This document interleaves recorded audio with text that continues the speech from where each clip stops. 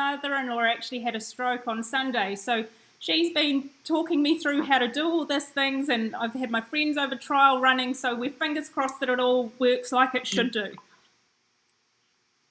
Well, if not, it'll be a way to learn how to do it next time. So it's all good. Yeah. Thank you for joining us today to talk about all things mental health and well-being. Before we start, we had a fan request from Kristen, and I hope I'm pronouncing her name right.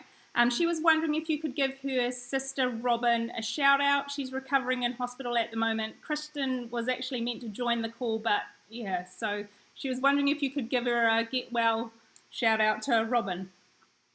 Yeah. No, I got an email about that earlier. So is Kristen the sister?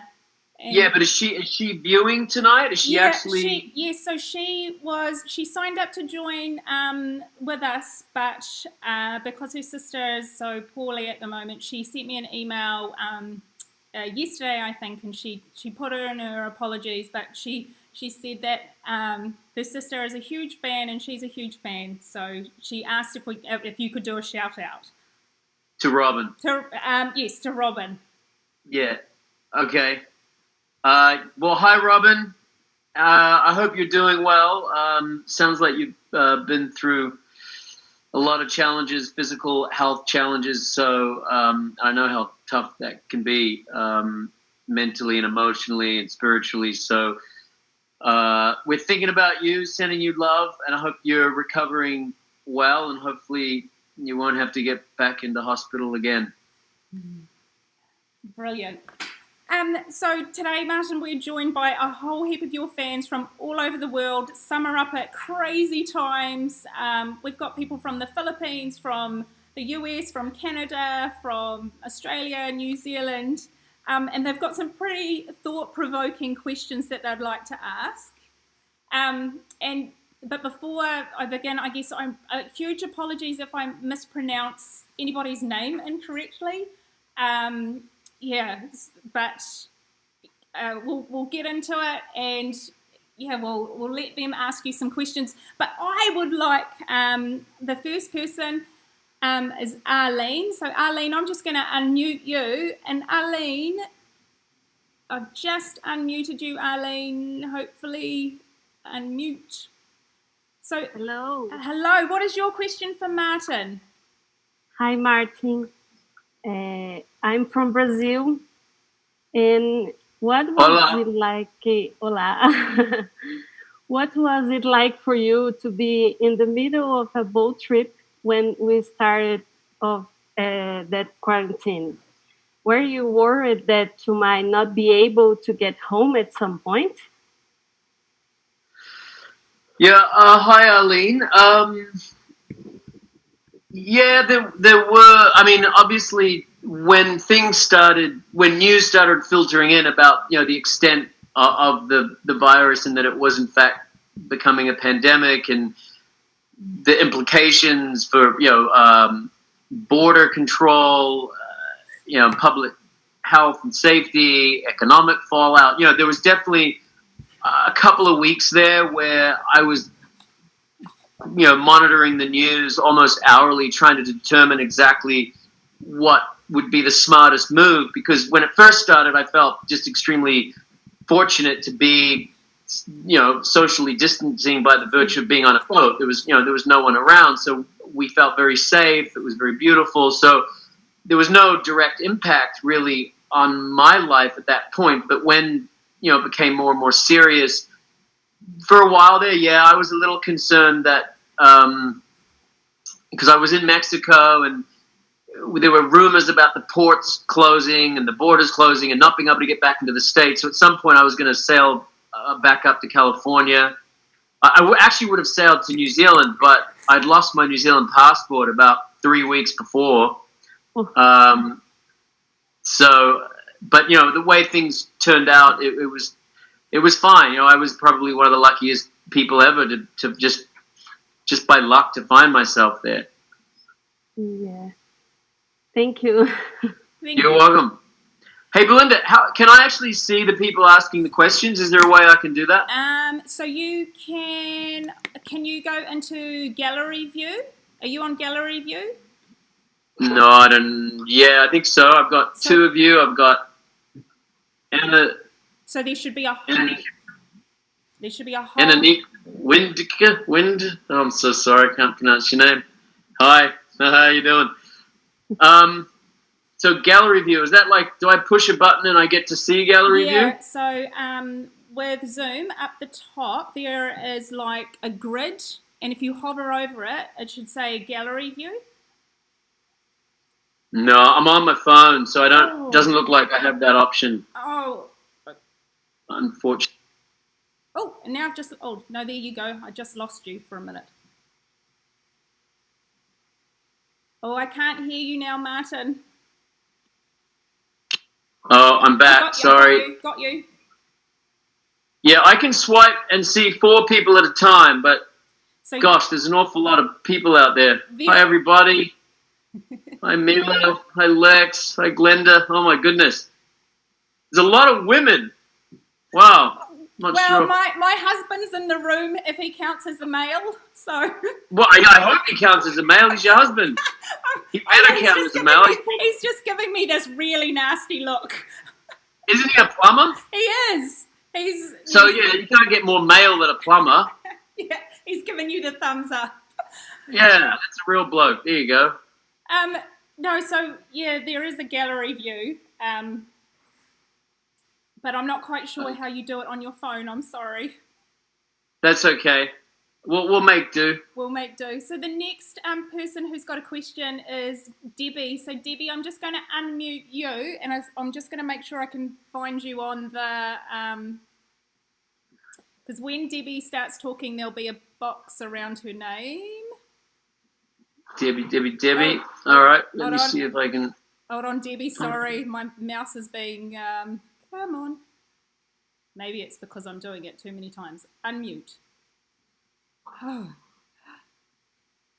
Oh, technical. Oh, is that Debbie Goddard? Yes, but I cannot. Yes, I found there she is. Can you see me? I can. Hi, Debbie. Yay! Hey. Yay! How are you? Where are you, Debbie? I'm in Fairhope, Alabama. Oh, my God. You're all the way down south. All the way down south in Fairhope, Alabama. And you ain't putting that accent on, are you? I'm not. Wow. Nice to see you, Debbie. So good to see you too. So my question is, have you found any books that have helped you further your process with well-being and or the problem of loneliness? And if so, who might be your favorite authors on that subject? Well, yeah, I've my favorite. It's hard to say. I think I from my early 20s, I was pretty curious about self-development and spiritual stuff. So I was pretty voracious in terms of my reading, and my bookshelf's full of all sorts of self-help books. I mean, gosh, but if there's one, I think it just depends on, what period of my life I was in. I remember someone handed me The Prophet, Khalil Gibran, Prophet. I remember taking a lot of wisdom and comfort from his writing. There's also a Sufi poet by the name of Hafiz. Someone gave me a book called The Gift, which is a collection of his poems. But my goodness, I've read the Bible at times. I've read The Road Less Traveled. That was actually probably the first book that sort of made me realize that I had a little bit of growing up to do, and I had to take responsibility for myself and my happiness. And that by Scott Peck was really helpful.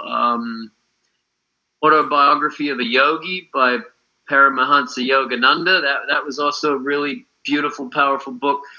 I think any book for me that sort of speaks to the spiritual aspect and the importance of that in life has always been some of the most healing. And so there's a few.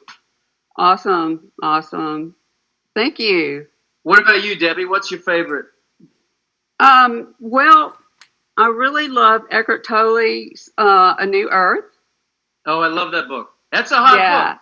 That book it pissed me off. That book was like holding a mirror up. I was like, oh man, like the road less travel. That book's a tough read. And there's another one that I think you would probably like, and I don't know if you've read it. It's called How Does Yoga Work? I can't remember the name of the author, but it sounds like it's a textbook, but it's not. It's a story, and it's the story of yoga, and it is a beautiful, beautiful book. How does yoga work? How does yoga work? Thank you. Okay. Sure. I will check it out. Martin. Thank you. Bye now. Bye. Thank you, Debbie. So the next question we have is from Diane Kirby. So I'm just going to see if I can unmute her and find her. Oh, come on, unmute button. And if I can find her on the screen. Diane. Belinda, are you able to make that particular person the speaker? Can you sort of put them as the speaker?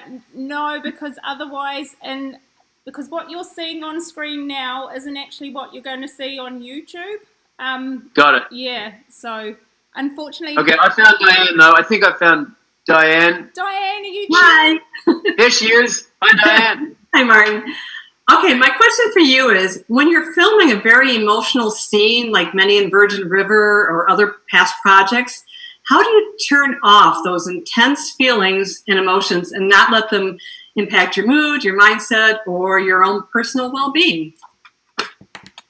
Good question, Diane. How do I?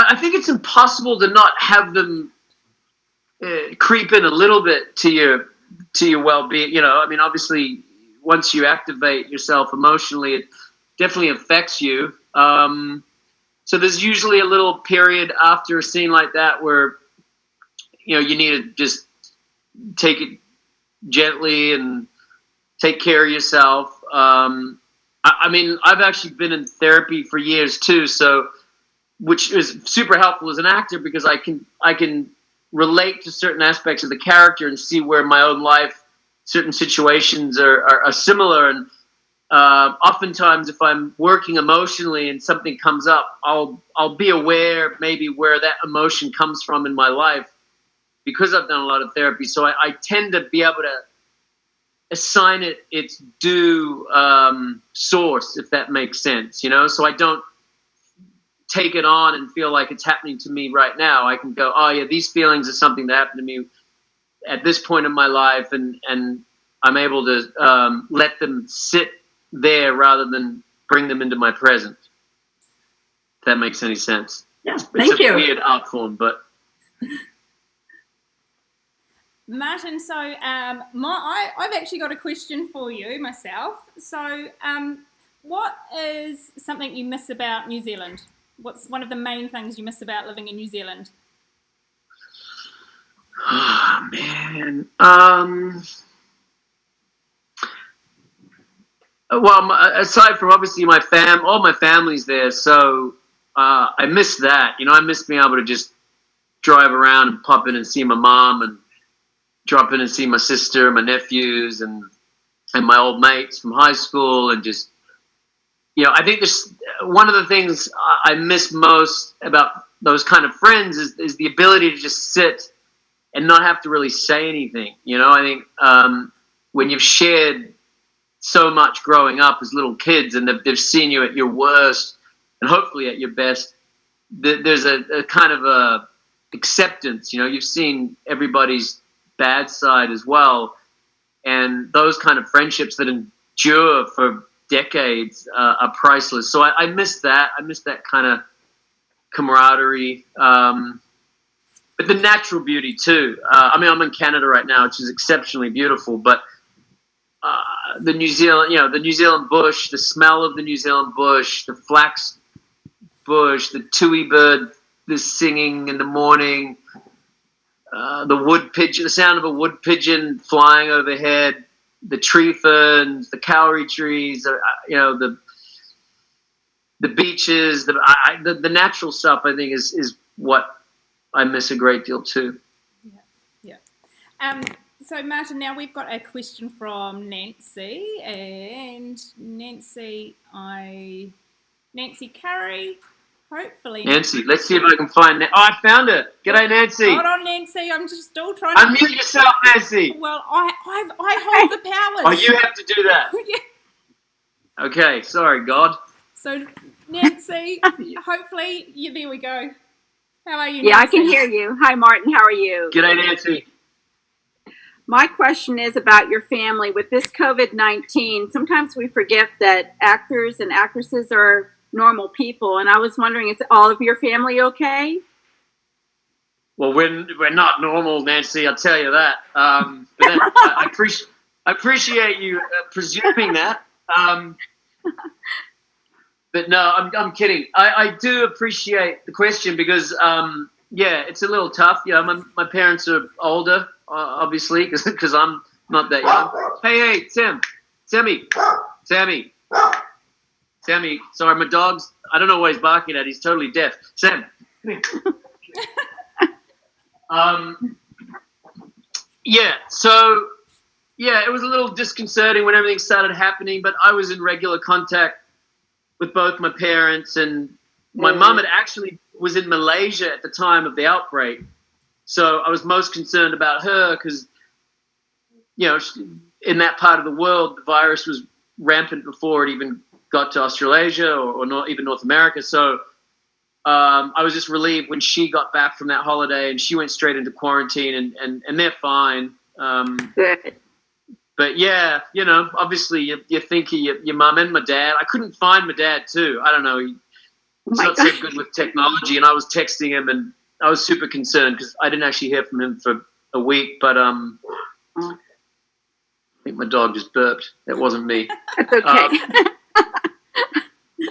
But I hope your parents are okay too.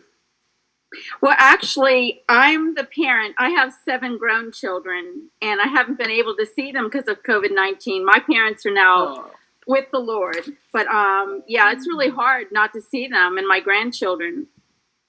Yeah, I bet. I'm sure it's hard for them too. But I think it's hard. What's that? It's been such a weird summer from that aspect. I mean, I feel like we've all been in this like pod that we can't get out of. Yeah. I mean, thank God for obviously there's a bad side of technology and stuff, but the fact that we can have these virtual meetings, coming together like this right now, but also the ability to do that with your loved ones, is also wonderful. Because it would have been much, much harder to not be able to at least see their faces and, check in the way that we can. So absolutely. Yeah, well, I enjoy your acting. I enjoy. Oh, thanks, Nancy. You're welcome. Well, thank you for all your hard work. Like cheers. Yep. Cheers. Cheers. Bye. Bye. Thank you, Nancy. You're welcome. Thank you. So now we have a question from Sharon B. So Sharon. Shazza, where are you, Shazza? Just unmute Sharon. Hi. Oh, there she is. Hi, Sharon. How are you today? I'm well, thanks. How are you doing? Doing good. I just wanted to say thank you for taking us along with your adventure for the last few months. It really helped with being confined at home. Good. My question for you is, I'm a retired nurse and I do a lot of volunteer work, and I'm just wondering, where is your favorite place to go and volunteer? I saw a lot of different things you did over the summer, but do you have any certain one place that you like to go and help out?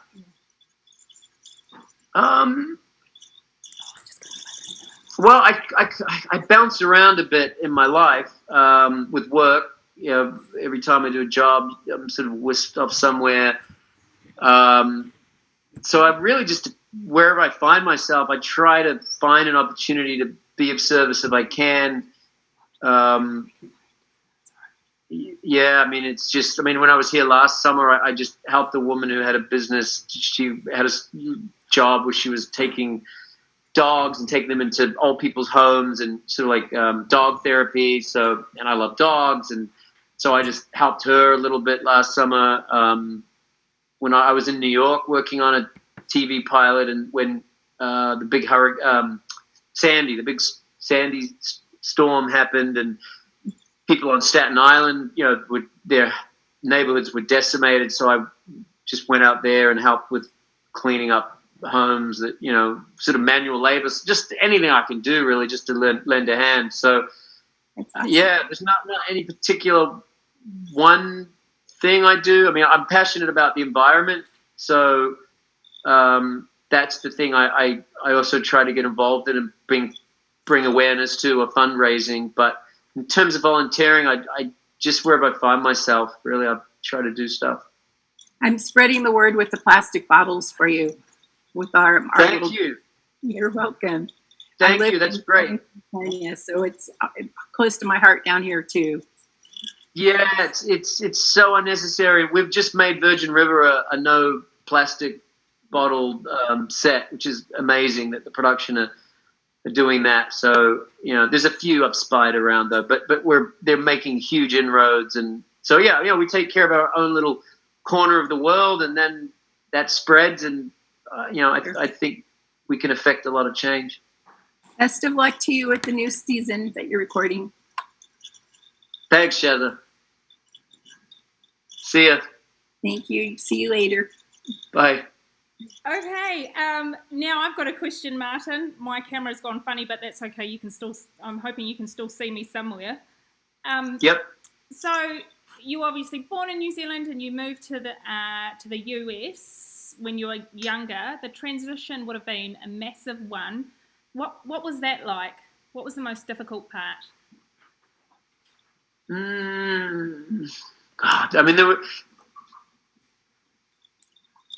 was a lot of cultural differences that took me a while to get used to. I remember my first job, and I actually went to New York to study theater for a little bit before I went to LA, and I had a job as a bartender, and I would walk into the bar, and the other guy in the bar would always say, "What's up?" to me, and I'd stop and take a minute. I'd think about my day, and I'd tell him everything that was up, and then I noticed he wasn't really listening, and he'd just walk away from me. And I think, well, it's a bit rude. He just asked me what's up, but then I realized it was just a figure of speech. It's like hello or g'day, or it doesn't really require an answer. So there were a lot of little things like that took me a bit of getting used to, and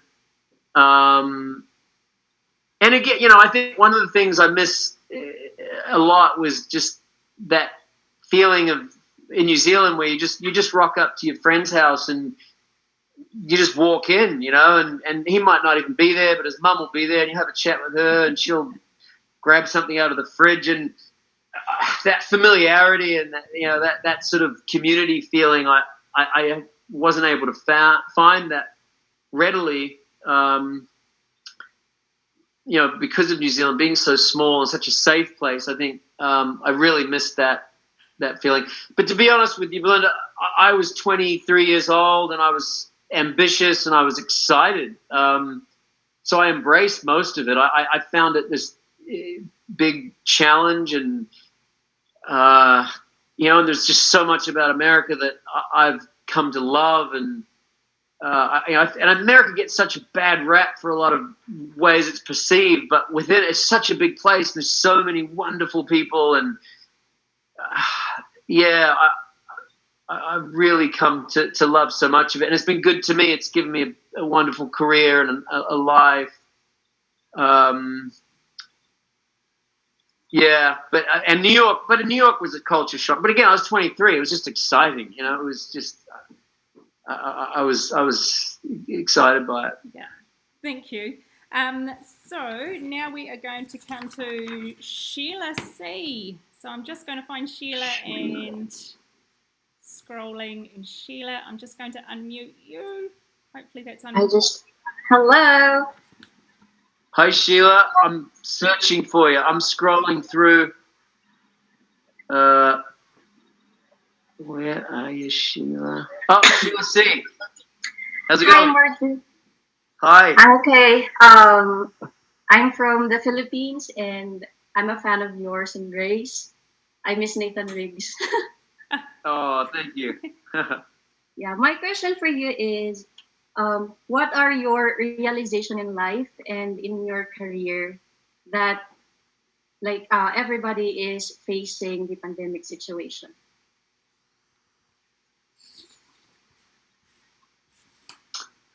Well, I think it's probably a reaffirmation of what I've noticed for a while now. And that's the need for community. I think, I've been fortunate enough I had this dream of being an actor, and I moved to the States, and I got to fulfill that dream. And that meant spending a huge amount of my time in hotels or rented apartments in far-flung parts of the world. And that was pretty exciting for a while, but it became quite tough. And I realized the reason it was so tough for me, because I missed my community. And I realized that, and actually I saw a documentary, I think it was called Happy or Happiness, something like that. And it was this guy basically went around the world interviewing people and trying to figure out who was happy and why they were happy. And he looked at rich people, obviously, and successful people and beautiful people and, people with, lots of degrees and education and knowledge. But the thing that seemed to really equate to true human happiness was this feeling of being connected, this feeling of being a part of something in a community. And something went off. That was a huge realization for me, where I went, oh, that's so true, because I've had a lot of the things that we're supposed to, work for in life and attain, but when you attain them, it doesn't necessarily give you any lasting joy or deep satisfaction. And the thing that I hold dear today, I think, is just my relationships, my friendships, and so I think finding community, and obviously during this pandemic, we've been limited in the ways in which we can connect. And I'm noticing for my friends, and all the people in my communities, it's these Zoom meetings and FaceTime and finding ways to connect is vital. But I think it's just indicative of what we really need. I think what people are missing most right now is human contact, and which is wonderful if we can hold on and we'll get through it and just retain that understanding, retain the fact that that's what's important. You're not going to be on your deathbed. I'm not going to wish I did one more movie or one more season of a TV show or had X amount of money. It's going to be about, did I spend time with the people that I care about, and did I have that exchange of spirit amongst my people? That's my belief anyway. I agree with you, because I feel the same way. Thank you, Sheila. Well, I hope you. you can maintain it right now with in a limited way, but enjoy it once things get back to normal. Yes, I will. Thank you. You're welcome. Okay, this next question, I'm really sorry if I mispronounce your name. So there's been 3 adults in the house, like we're trying to work out how to say, I think it's a Dutch name. Is it anemica?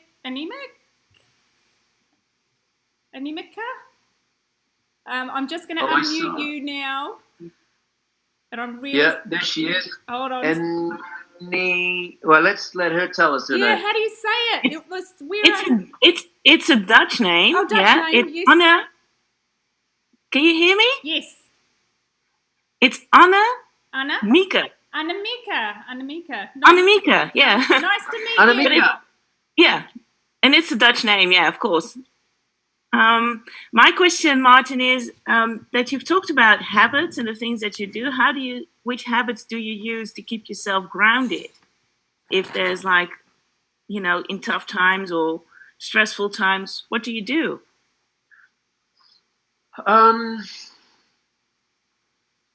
Well, I think I kind of feel, for me, like my life needs a foundation, and the things that provide that. I mean, it sounds like kindergarten, but sleep, I realize, is so vital for me. Is maintaining good rest. If I don't get good rest, I find mentally I'm not great. Emotionally, I'm not as good. Spiritually, I feel off. So definitely sleep is super important. Diet, exercise,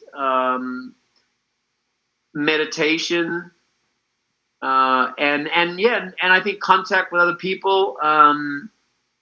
So I'm not isolating, but I feel like if I don't sleep well, if I don't eat well, if I don't meditate, if I don't do some kind of exercise, and if I don't connect with others, I am not a happy guy at all. And I've realized that over the years that's the deal. I can't negotiate with that. I could wish to be more resilient, but it's a fact that I need those things as a foundation.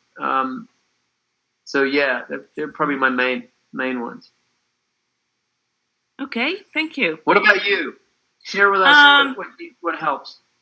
Well, a couple of years ago, I went through a period I wasn't sleeping very well. Wasn't sleeping at all. I'm sorry. So that was pretty bad. And I've discovered that if I start my day with meditation and journaling, that helps because it keeps me focused and grounded in a way. And over the last couple of months, I've been teaching. I'm a teacher. So basically, this is my communication with my students. And one of the things that I miss the most is that human interaction. I work in a school of creative business, so they're all doing all kinds of things, making videos and thinking up ideas for events and stuff. And I miss that human interaction and hearing what they're doing. So that's one of the hardest things. But I'm a rower, so if I work out, I have to lug a boat into the water and row. And I find that that's very helpful. We were pretty happy that here in the Netherlands, we could start doing that from the beginning of June again. And basically, the moment we heard we could row again, we went out into the water and rowed a couple of times a week, which is a great exercise. It's a very mindful exercise.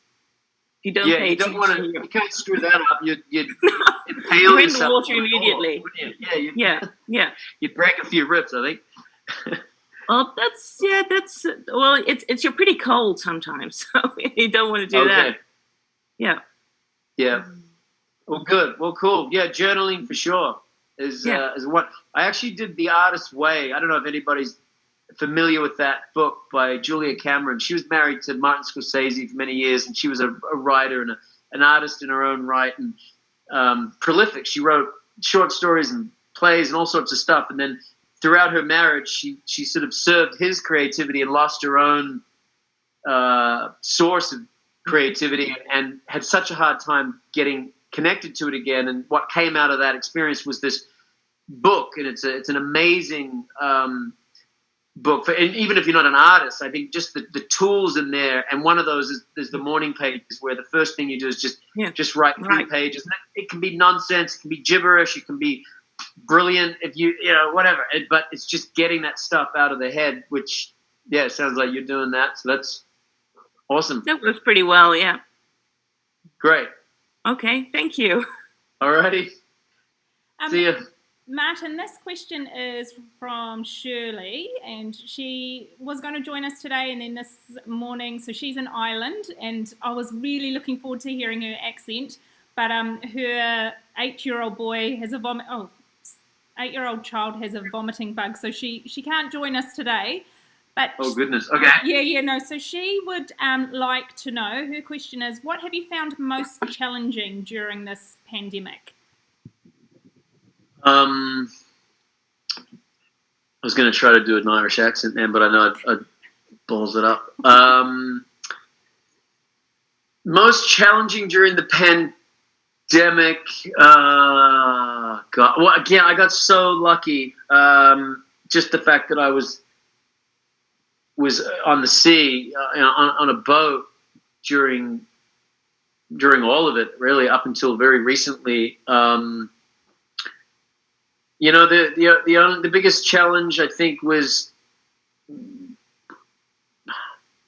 don't know, we just sort of went with the flow in a way. I mean, there was the sense of you couldn't do anything. There was nothing you could do to change things. So we just sort of kept ourselves safe and took the precautions that we could to protect ourselves and anybody else, obviously, in case we were to get it and pass it on. So that was a priority. Yeah, I mean, the biggest challenge, I'm trying to think, again, I just relied heavily on Zoom meetings and FaceTime, I think, staying connected to friends and family. Also, I've spent 25 years out of New Zealand now, so I'm so used to connecting with my family and my old buddies and everything remotely, so there hasn't been a huge impact. And I was lucky enough to have friends with me on the boat. So yeah, the only real challenge again was, I think, during that period when it first started happening and just making sure that my parents were okay. I was, that was really hard. And like I said, I hadn't heard from my dad, and that stressed me out. But once I knew they were safe, and and my sister, I felt really bad for my sister. She has 3 boys. She's a single mom, going through a divorce, and the boys were at home. They're awesome, but there's so much energy, and she had to be mom and cook and maid and teacher, and it was really hard for her. So I was trying to stay connected with her and just support her, and not that I could do anything. Sometimes I just listen to her rant and rage and cry sometimes, because it was really hard for her. So that was the biggest challenge, I think, is just sort of trying to make sure people in my life were okay. Thanks for that, Martin. So now we have a question from Laurie. Well, I'll just find Laurie. Laurie, where are you? Oh, and I just lost Laurie. Where did she go? Hi, I'm here. Oh, there she is. Hi. Now I've got to find you on. Hey, Laurie, I'm coming to find you. I'm coming to find you. I'm swiping through it. While you're looking, I wanted to say thank you for your Instagram stories and videos. I know many of your fans really enjoyed them, and they helped us get through some very trying times. So thank you. I'm a mental health professional, and I have read a little bit about your life from you and watched some of your interviews. And I know that you've had some tough times in your life, and you've made some changes in your life. And I wanted to know, what was the pivotal point for you that caused you to make some of those important changes, and how has that impacted you? Well, first of all, thanks. I'm glad you enjoyed the stories. It was fun to share. And obviously during the pandemic and everything, it was even more meaningful, sort of getting people's responses and comments and knowing that they were enjoying it. It was lovely. It was a source of joy for me to be able to share that. And it's a beautiful part of modern life that we do have all these ways of, people, you often hear people criticizing social media. Well, it's not really social, and it's bad, and but I think it's a tool, and used for good. I think it's actually really incredible. So, but I'm glad you enjoyed it.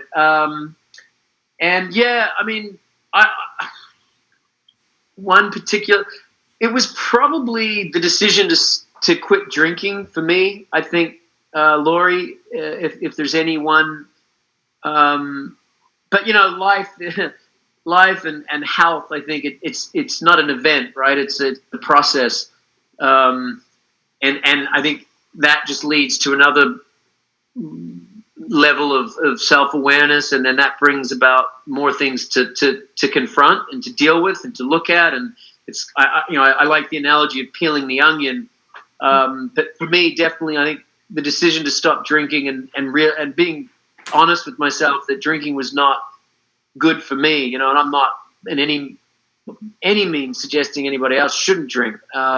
If it's good for you and your life's manageable, good for you. That's great. But for me, I had to admit that it was something that I was using to not deal with the things that I really had to deal with, and the more uncomfortable, challenging parts of life that I wasn't up to that point, wasn't able, I didn't have the tools to confront. So that led me to get therapy not long after that.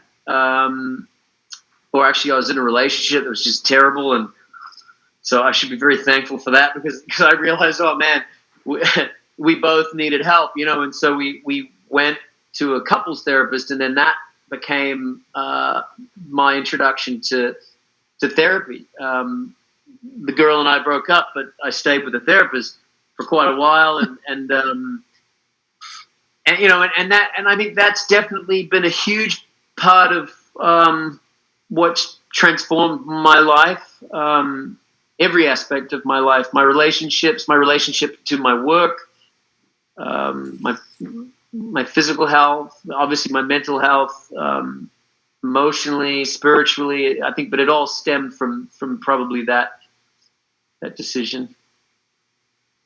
Thank you. Yeah. Best to you. Best to you. You too, Laurie. And thanks for doing the work you do.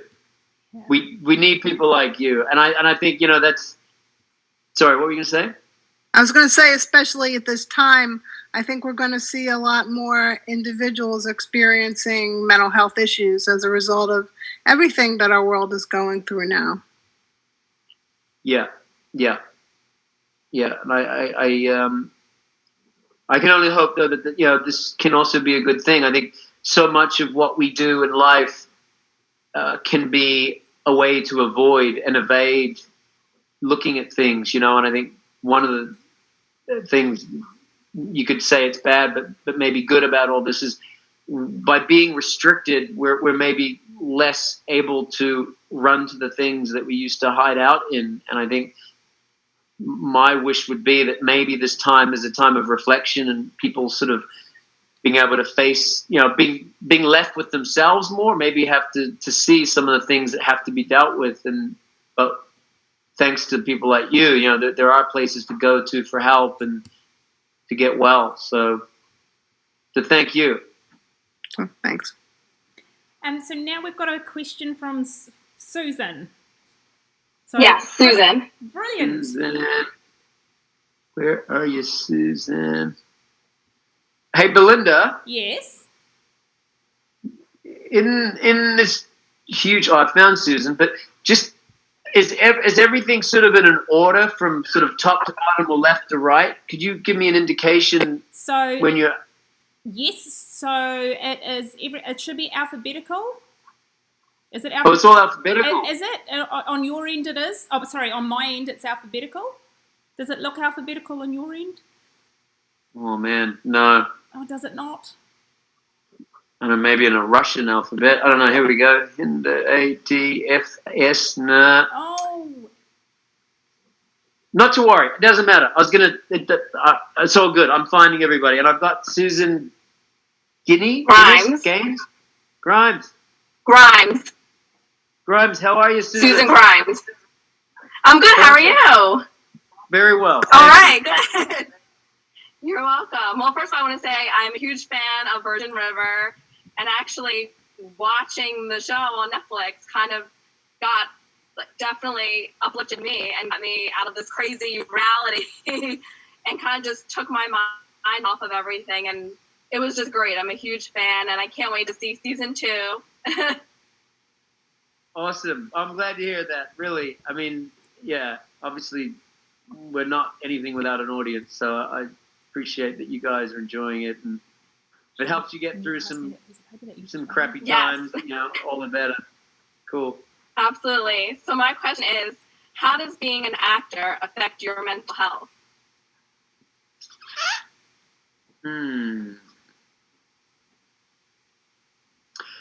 It's kind of a double-edged sword.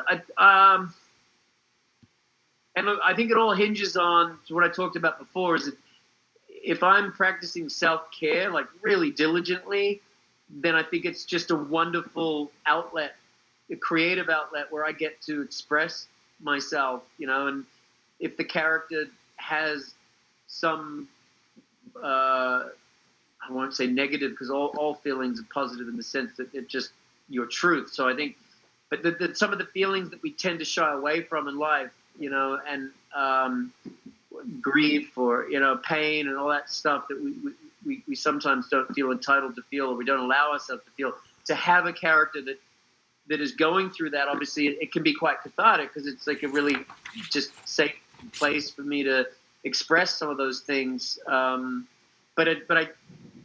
So I think in that regard, it's healthy as a creative outlet, but it's only conditional on me really taking care of myself. If I'm not doing all the things that I need to keep myself really healthy, then I think, it could dredge up a lot of feelings that would be hard to deal with.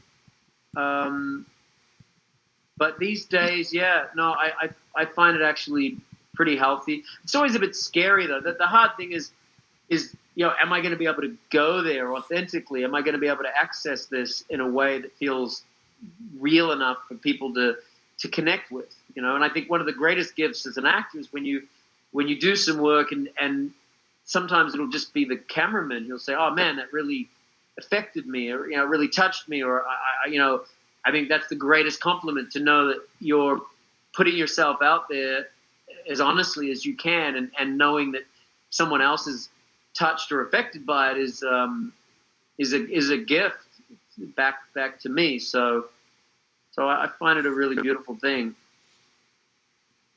Awesome. Well, thank you. Yeah, I hope you like season 2. It's coming out. Yes. Not too. I can't wait. Soon-ish. When? Do you know? Soon. I do know. I'm not going to tell you. I'm not allowed to tell you. Yeah. Okay. Fair enough. But soon, I promise. Okay. So now we've got a question from Leah. And Leah, I'm just trying to unmute you now. For some reason, but while I'm trying to unmute you, hopefully Martin will be able to find you.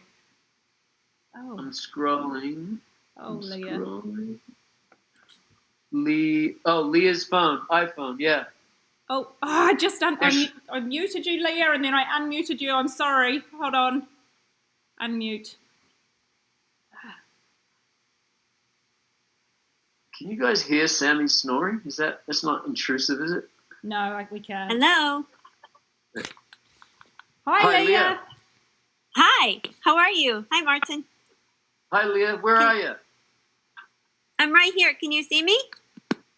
No, I can't. You've muted your video.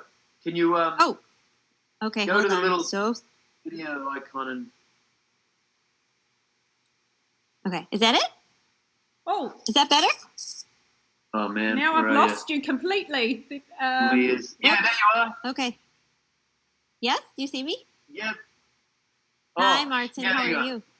I'm good. I actually I'm a huge where fan. are you? Like literally, where are you? Not where are you on the screen, but where are you in the world? Oh yeah, don't you like my backdrop? Isn't it awesome? I'm actually a restaurant manager, and I'm coming to the end of my night, and I just saw the timing of when this was going to be available, and I thought, oh my gosh, I just have to jump on. So I apologize for this crummy looking backdrop, but it's the office in the back of the restaurant that I manage. Oh, Leah, in we Michigan. only care about the front drop, and the front drop is you. So oh my gosh, you're fantastic. Great. Thank you. Oh, thank you so much. I'm a huge fan of you. Loved Virgin River. I loved Nathan Riggs, Grey's Anatomy. So, anyways, I just think it's wonderful that you are doing this. This just means a lot to all of us, and I think I can speak for everybody who's on this Zoom with you. That it's just it says a lot about you. It speaks a lot about you as a person, that you would take the time to let us all come and ask you questions, and you're just so relaxed and approachable, even though we're not seeing you in person. That's how relaxed oh boy. Sorry. Good thing we can't smell. You take the boy out of New Zealand, but you can't take New Zealand out of the boy. I love it. That's great. So anyways, my question was, out of all the roles you've ever played, which one is the one that speaks to you the most? Like, what one have you loved the most? Or you learned most about yourself, or was the most adventurous? The most. It's so hard to answer, I think. I mean, look, Virgin River right now, I'm actually having a lot of fun with that role. Mm-hmm. I was nervous about taking the role because at first glance, the show is just, so obviously it's based on a romance novel. And I said to the writer, I said, look, I don't want to play this sort of two-dimensional leading man. It's just not interesting. I don't want to be that. And she assured me that there were aspects of the character that were interesting, and he was flawed and troubled, and there was this darker stuff and some grittier aspects. That this is a true part of being a human. And true to her word, they've really incorporated that into the role. So I'm getting a lot out of that. Fabulous. Yeah. And it's fun. I'll be honest with you. I was nervous about the project initially because it was so different. I was worried it was going to be like a Hallmarky show, and it wouldn't.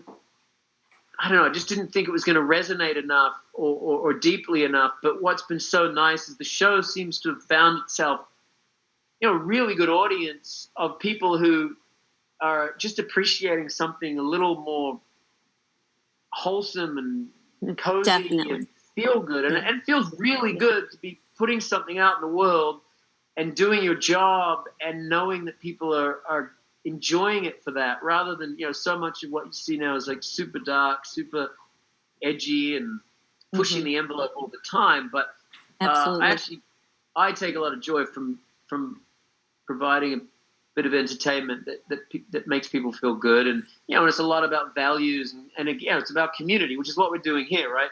So I appreciate you thanking me, but honestly, Belinda's idea to do this, and I think that's what this is about. It's about connecting. It's about recognizing that we're in these challenging times, but we have a deep need to connect. We need to be seen. We need to be heard. We need to know that we're a part of, and that's a huge part of being healthy. And so absolutely, it's nice for me to give back in that way. But anyway, I'm rambling, and we're not going to get through all the questions. The other role I really liked was a tiny little film called Little Fish, an Australian independent film, which with Kate Blanchett and Sam Neill, who are two of my idols. So I think doing that project with those actors,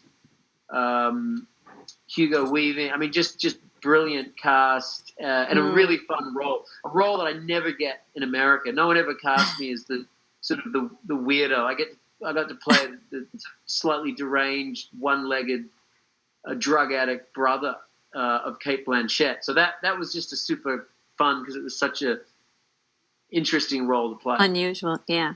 Yeah. Oh, fabulous. Thank you. Well, thank you so much for taking my question. And again, Belinda, for hosting and pulling us all together. I wish you so much success.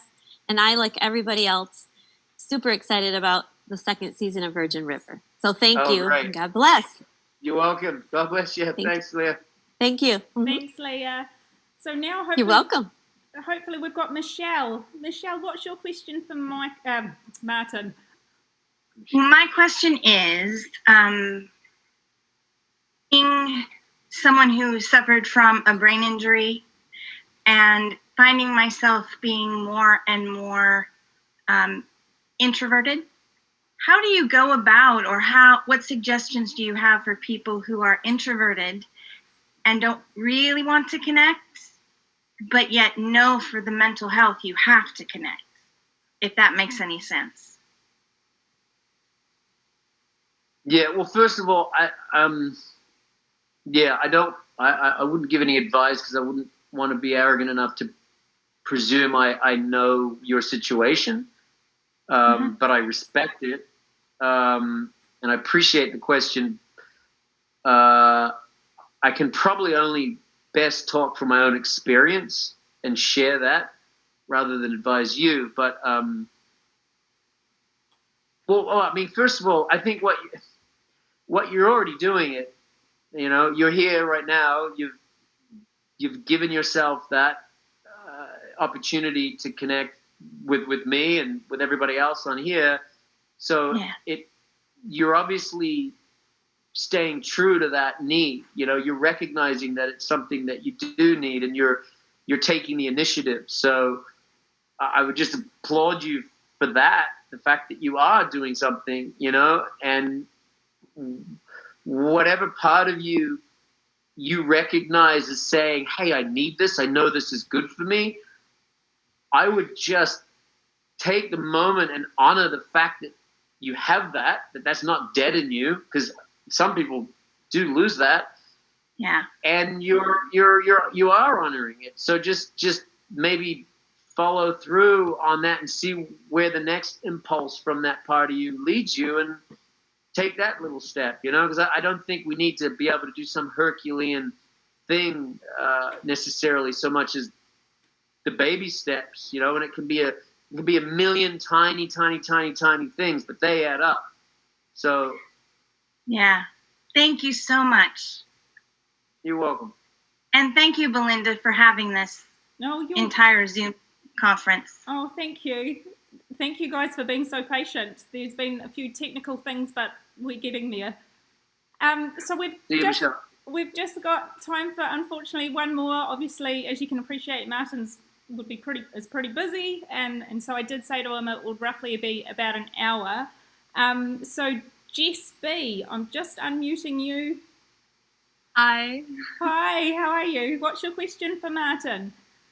My question is, what is one thing in your daily routine that helps you maintain your well-being? Jess B, I can't, hang on, I'm trying to find you, Jess. I'm going to, Jessica. Yep. Yeah, Jess B. The one thing that what, sorry? What is the one thing in your daily routine that helps you maintain your well-being?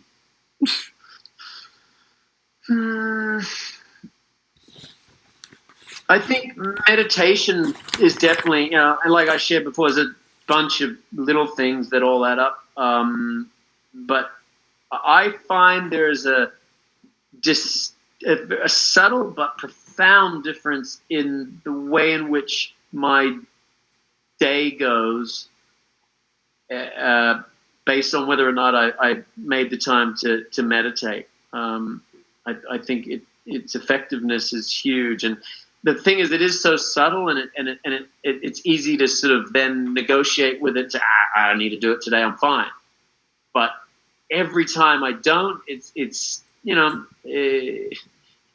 I pay the price somehow, and it's just not being able to maintain the same kind of emotional equilibrium at certain times when things are stressful, you know, or my mind will go to a place of future tripping or freaking out about something, or, you know, negative fantasy about, you know, something that may or may not happen, and that takes me down a road, you know, and it's not even happening. It's all between my ears.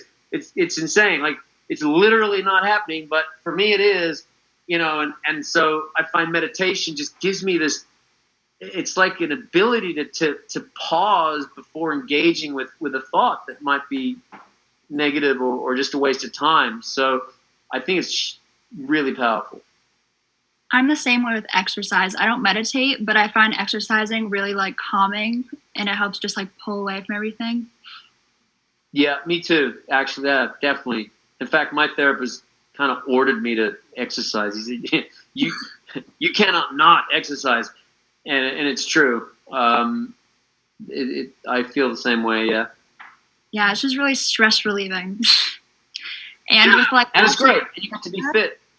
Yeah, I actually play soccer, and soccer season has been canceled, and I'm not even going back to school this year. But it's just been canceled, and I just have to keep up because, yeah. Sorry, I'm really nervous. No, I don't be nervous. That's cool. I mean, I'm glad you recognize the things that help you. So, yeah, keep doing it. Thank you so much for taking my question. No worries. And Belinda, you told me an hour and a half, so I'm totally fine. Are you fine with that? I've got like 3 people in the background holding up signs. You're at 2 more minutes left, and so no, that's okay. Oh, no, that's all right. You're Okay, 32 minutes left. Awesome, fantastic. So we'll take some more questions. I'll just get my thanks, Jess. So we've got a question from I'll just make sure that she's on the line. Jennifer. So Jennifer, what's your question for Martin? I'll just unmute you. Sorry, Jennifer. Jennifer Jen. Hi. Now I've got to find you too, Jennifer. I can hear you. You can hear me. Okay, good. I think Martin's still looking for you as well. I'm looking for you, but go ahead and ask the question, Jennifer, and I'll find you in a sec. Okay, so as a parent, my husband and I have felt very isolated just being home and doing, things with the kiddos, and we've sort of, not been able to spend as much time with our community of friends and having date nights and that sort of thing. What would you recommend to couples struggling to find time to themselves and not being able to get out with others right now and sort of do the things they normally would with friends and community? Because I know a lot of couples are struggling with that, just being isolated and not being able to get out and that sort of thing. Oof, yeah, I got really lucky. I mean, I was on a boat with my girlfriend for 4 months. It's all right, I got one of those. He's a loud one. So, yeah, we couldn't get away from each other. We were in 54 feet of proximity the whole time. And then now, because of COVID, we're separated. So, John. But let me understand your question. Are you looking to find more creative ways to enjoy each other because you're used to doing it with community and having date nights? Is that yes? Part of it? Yes. So, what would you do on a date night? Well, we live in Atlanta, so there's lots to do here. Too much detail, Jennifer. Just the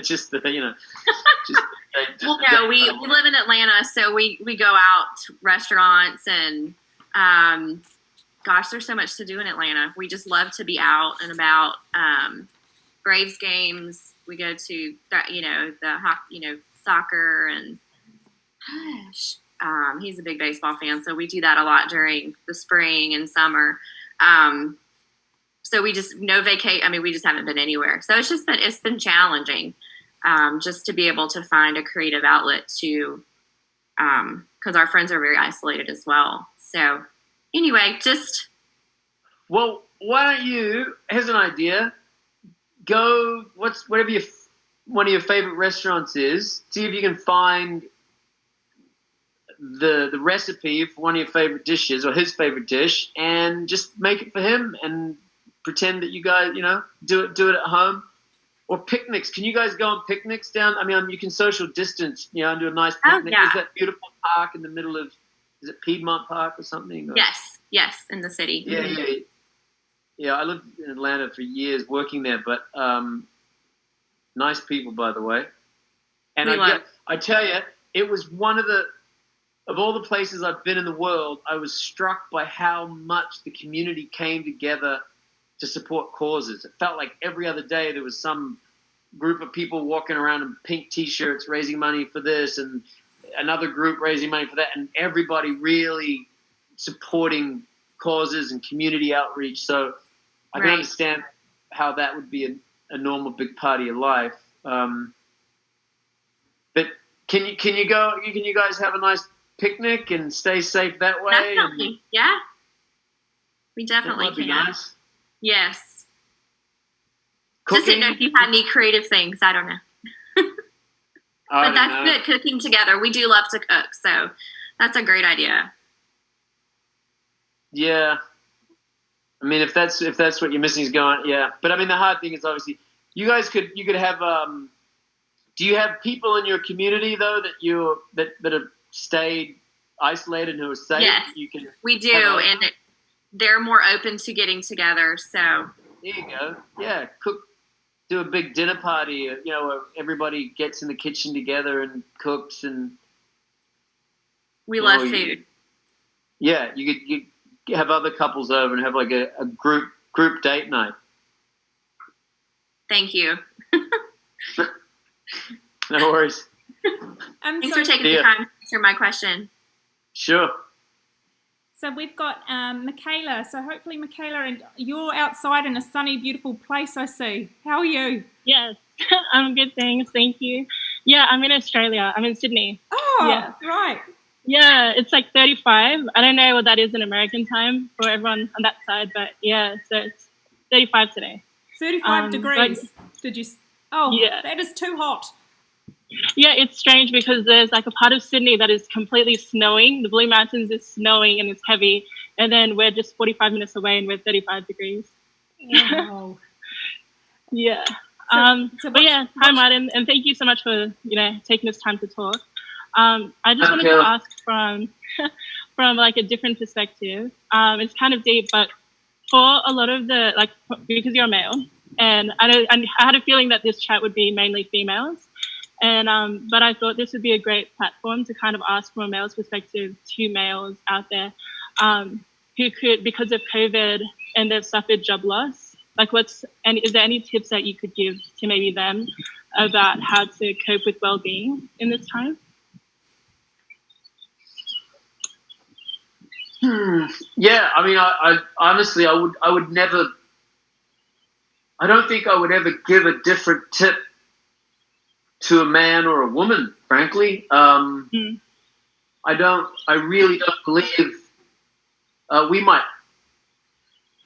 process and express emotions differently, but I don't believe that we have different emotions. I think they're universal and it transcends any difference in gender. I think it's unfortunate that in our culture there's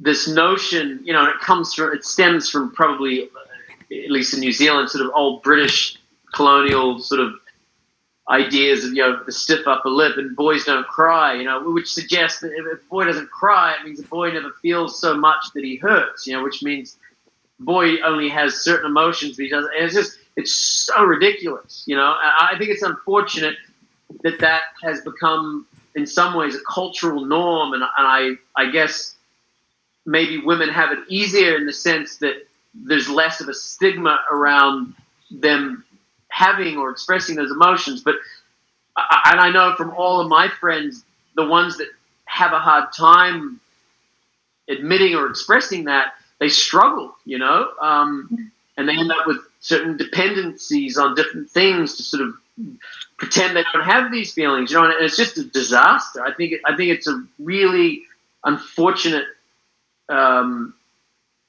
asinine part of our culture. It just makes no logical, scientific sense at all. So I guess my tip would just be to say, I don't know, just acknowledge that it's normal, man. I mean, look, I have this job. Obviously, my job is to express emotions a lot of the time, so I feel lucky in that regard. But I would just say to any guy who's struggling, man, it's just, I think it's okay. We all struggle. I've struggled so much, and I will struggle tomorrow if I don't take care of myself. I really will, So I rely on a network of friends. I'm in 12-step program as well, so I have a huge amount of people that I can call up, that I can share about what's going on with me. They get to share with me what's going on with them. So we have this sort of reciprocal sense of community and taking care of one another. And I think that takes away a lot of the shame around these feelings, I mean, I don't know anybody, man or woman, that doesn't struggle with insecurity and self-doubt and jealousy and all these negative emotions that can become crippling, and if we don't deal with them, it can be really unhealthy. So I think it's important to just recognize that we all have them, and just have the humility to say that it's okay to get help. I think that's the key. there's also this idea that men should, mate, I'm all right, mate. Fuck it. I'll just have a drink, mate. I'm fine. And it's so silly. So I really hope that, a lot of the work that people are doing, like Sir John Kerwin in New Zealand, who's putting a spotlight on mental health, we're changing the discussion that this idea, we're going to outgrow it, and it's going to become more normal for everybody to understand that we all have emotions, and we have mental health is as vital as physical health. If you degrade the body, it will die on you, and if you degrade and ignore your mental health, then it'll turn on you as well. So you just tell your boyfriends or who that I said it's okay to not be okay. Yeah, because that's the first step in getting okay. So yeah, no, thank you so much, because I agree, like the advice should be universal, but then with the stigma of back in the day where it's like, men shouldn't show emotion, and especially even with the the husbands should be providers and all that, and so when it's COVID right now, it's like it's hard to kind of tackle that at times when you still got that other stigma that you're battling against. So thank you for answering that. Yeah, well, at the very least, I would just encourage them to talk to their mates, because look, every time I've shared something with someone close to me that I've struggled with, something that I've been ashamed of or is a challenge, every time my mates go, oh yeah, me too. Yeah, I get that. We're more similar than we think. Yeah. Thank you. Alrighty. So next we have Carla. So Carla, hopefully I've already unmuted you. Hi, Martin. How are you? Carla, I'm good. I'm coming to find you. Carla. My question is a little bit more lighthearted. I just enjoyed watching you in Flyboys today for the second time, and I really enjoyed your character, Reed Cassidy, and I know you had to perform with that lion. How do you prepare for something like that? I know you're very adventurous and fearless in a lot of aspects of your life. I've enjoyed your Instagram posts. Oh, thanks, Carla. Yeah, I forgot about the lion. That was just super cool, actually. I mean, I don't think there was a scene where I was with him. There was a fake lion. So there were actual scenes where all you saw, I think I was sitting in a chair and the lion was lying next to me. I reached down and pat him or something. And that was an animatronic, just the back of the lion's head. And then other times where I was walking, the lion was on a chain that was connected to another line that he would never be able to move any further toward me. He could have gone more to the left and forward and back. So as long as he did what his trainer had him do, which was go forward, it looked like he was just walking along with me. So it was all very safe. So I was never really in any danger, to be honest. Sorry to burst your bubble there, Carla. I would have been shit scared if that was a real lion and if he wasn't tethered, but no, he was. And that was actually a true story. Those guys, I don't know if you researched that at all, but yeah, they really kept, he started up as a cub, obviously, and then they brought him up, and I think I'm not sure if he mauled anybody, but it got to the point where it was clear that it wasn't no longer safe to keep him. So I don't know if he was that big in real life.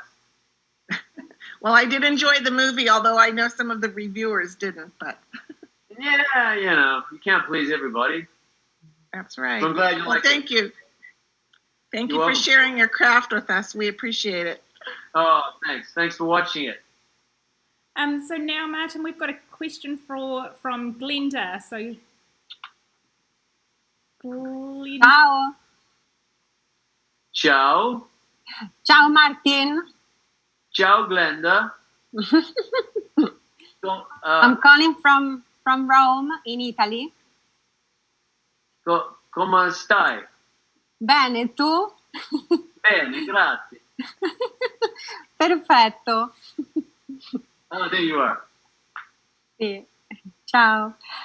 Allora, so my question is related to a feeling that I get sometimes, and it's a feeling of deep loneliness, but it's not linked to the absence of people. It's like, I call it motherlessness, as if I were an orphan. It's a strange feeling. So my question is, do you feel that your job as an actor and making art in general, like writing, painting, and drawing, can provide a form of expression, comfort, and help to make sense of feelings that you can't fully explain and govern?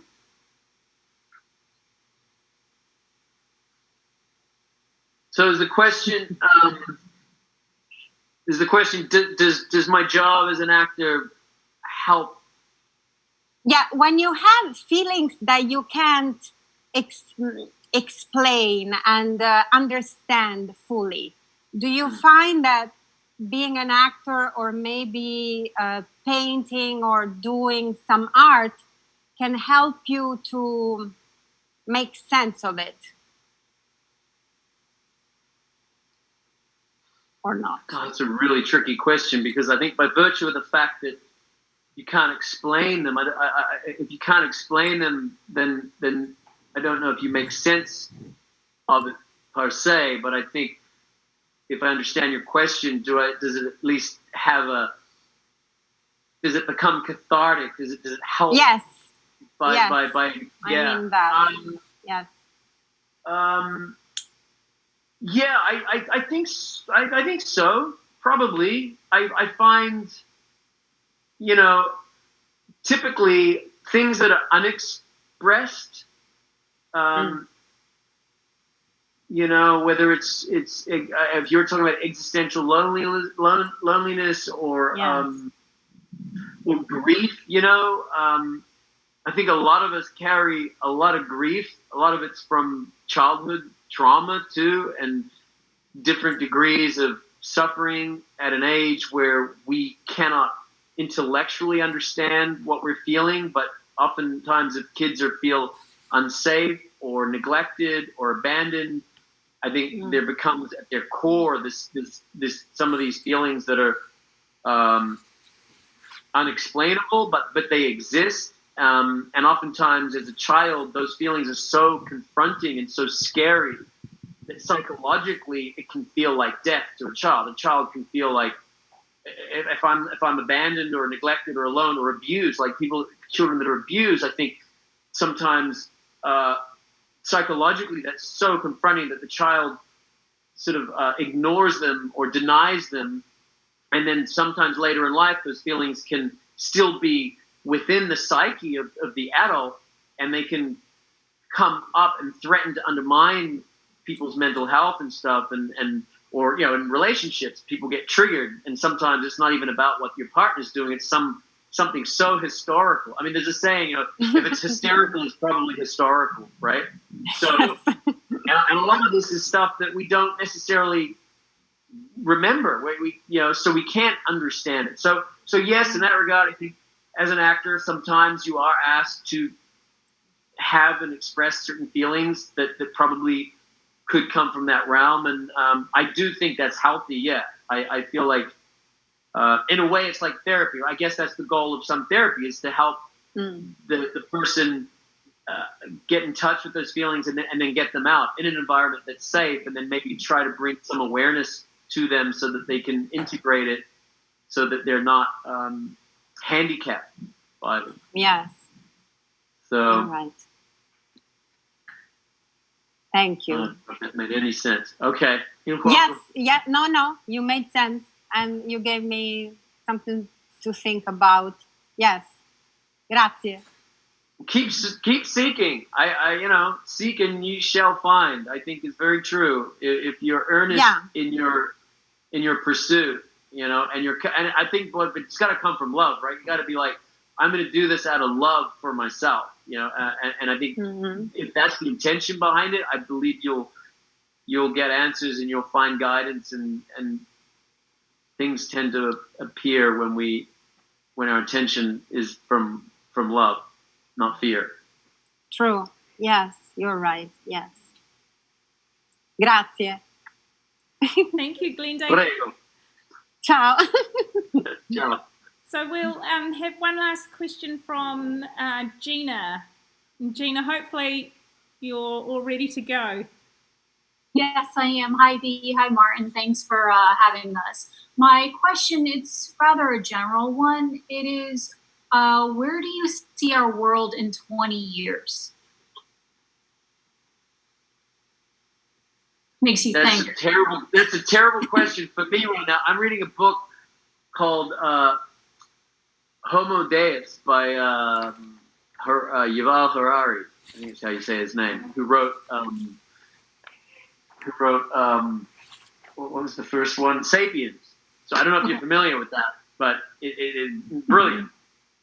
But Homo Deus is sort of so darkly prophetic, and it's terrifying. But I think the point of what he's trying to do is he's trying to say, look, we're at this point in our history and our evolution, and because of certain aspects of our nature, we have destroyed so much of the environment. We have come up with these social and political and economic systems that are maybe untenable, but we've also come up with all these technologies that may be tools for good or maybe tools for bad, and because we're good and bad as humans, we have a responsibility to use them for good. So I think, so it's got me thinking a lot about, where are we? And obviously the pandemic's exposing a lot about some of these systems, and some of the failings of our societies. And I think it's having people question a lot. We're obviously in political, things are shifting around the world. So we're at this amazing time of change. But that book, The New Earth, sorry, I forgot your name. The first question, she referenced it, by Eckhart Tolle, talks about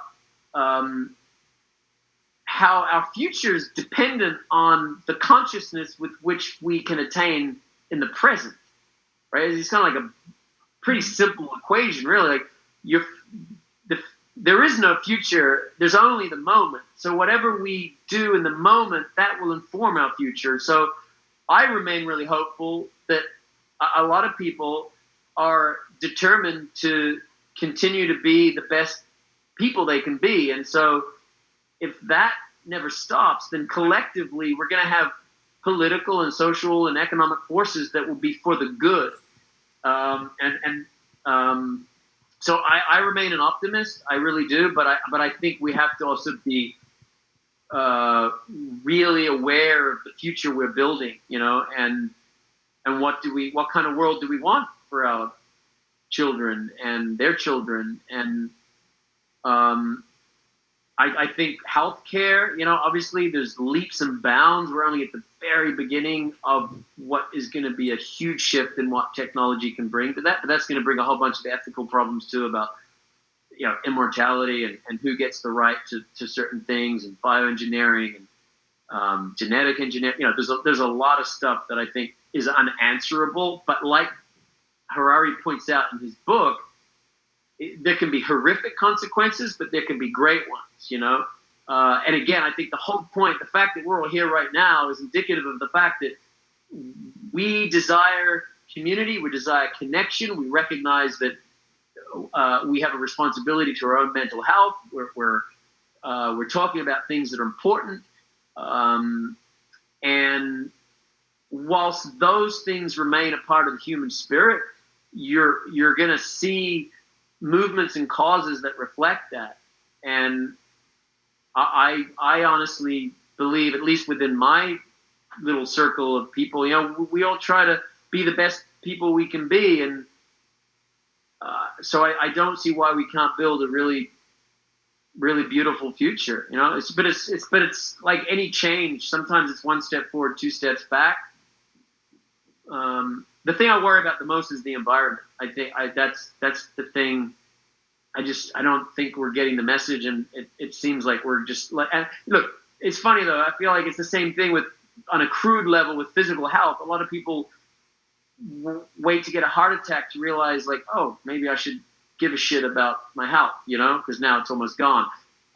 Unfortunately, it seems like we have a similar relationship to the environment. Like, it's going to take some really uncomfortable situations for us to maybe make the changes we need to. You're right. But you got to remain an optimist. You got to have hope, because where there's life, there's hope, and there's so much about life that's miraculous and amazing and virtuous and worth preserving and celebrating and sharing. And Indeed. Thank you, Martin. I don't know. You're welcome. Thank you, Martin. We'll wrap that up now, because it's been an hour and a half, and I know, as I say, you're pretty busy. I just wanted to say, Martin, thank you so much for being so open and honest about your own well-being and offering advice. I'm sure that it has inspired and encouraged others. And yeah, I can't wait to see you on season 2, Virgin River, although I'm not going to ask you any questions, because last time I did, we got into trouble, so I won't do that. No, I got into trouble. Okay, well, okay. Well, I don't like getting into trouble. I'm a school teacher myself, so I felt like I got into trouble too. I'm used to it, so it's all right. I also wanted to thank all of you, the audience members, for coming. It has just been amazing. I've been in communication via email with quite a few of you, and I'm going to actually copy and paste some of the emails that people have sent to share with Martin, because they've just been really lovely to hear, and I'm sure Martin would appreciate them, so I will pass them on as well. I also wanted to quickly thank a few people as well. So Karen is the tech person who helped with all this, and she's actually not even in the same, she's in the South Island and I live in the North Island. She's usually in the North Island, but her mother got sick, so she's been helping via phone. And one of my best friends, Shelly, she's been writing notes and all the rest of it. So putting all this together, you have to have an awesome group of friends and a team around you, so I wanted to thank them as well. And to Kirsty, who made me look presentable on camera. So I just wanted to thank them. And obviously, Martin, thank you so much for your time. We really appreciate it. And we can't wait to watch season 2. Oh, thanks, Belinda. Well, thank you for this idea. I think it's a testament to obviously what a caring and giving person you are to read an article like you did and sort of have a think. I think we're all guilty of reading things and going, oh, that'd be a good idea. But you actually, you did something about it. You created this, you made it happen, and I'm honored to be a part of it. And it's a gift for me. It's nice to give back. You guys, like I said, obviously a lot of people here are from fans of my acting and my work, and I wouldn't be anything without that. So it's a pleasure, and I think it's important. I think it's a really, like I said, not just for men, but for everybody, that these sort of discussions, these frank, honest, truthful discussions about what's important and is so vital to making a better society. And I'm stoked at New Zealand. I mean, what an amazing government that they're recognizing the virtue of ending loneliness and maybe cynically like, well, they just they want the economy to be a more productive country, but great, whatever your reasons for doing it, it's just you're helping people, and it's wonderful. So thank you. I'm thrilled to be a part of it. Thank you. And just to let you all know that the link that I shared, I'm going to quickly, well, not I, my 12-year-old daughter will go and edit this, and then when you actually watch it back, you'll see Martin he'll have a spotlight, and then you'll see you in the gallery. So that will be up maybe in less than an hour, so you'll be able to watch that back if you want. And it's also going live at the moment, but yeah. So Martin, thank you very much, and thank you all for coming. It's been fantastic, and be well. Yep. Take care, everyone. Bye. Ciao. Bye. Bye. I love you. See you. Thank you, Belinda. Thank you so much. Thank you. Thank you. Thank you. Thank you. Thank you. Bye. Thank you. Thank Bye. you. See you later. Have a great Sunday. Thank you, Belinda. You're welcome. There's my daughter. She's coming into shot, and my son. Hi, guys. Belinda. Thank you so much for doing this. No, Thank you you. are welcome. Thank you. It's yeah. Thank you for being a part of it. This is Enjoy your Saturday or Sunday. Sunday. It's almost almost back to work Sunday on Monday. here. Yeah, Sunday here. Oh, and Thank you, Belinda. And here's our Thank dog, you so Lucy. much. Oh, Thank you, Belinda. You are welcome. Thank you. See you later. Oh.